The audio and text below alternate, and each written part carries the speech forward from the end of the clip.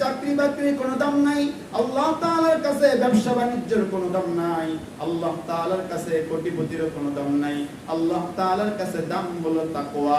যে ব্যক্তি আল্লাহ তাআলাকে ভয় করে চলতে পারবে, আল্লাহ তাআলা যারা আল্লাহ তাআলাকে ভয় করে চলবে, আল্লাহ তাআলা তাদের সম্পর্কে অন্য আয়াতের ভিতরে ইরশাদ করেন, আল্লাহ তাআলা বলেন, মান আমিলা সালিহাম মিন যাকারিন আও উনসা ওয়া হুয়া মুমিন ফালানুহইয়ান্নাহু হায়াতান তাইয়্যিবা ওয়া লানাজজিয়ান্নাহুম আজরাহুম বিআহসানি মা কানু ইয়ামালুন।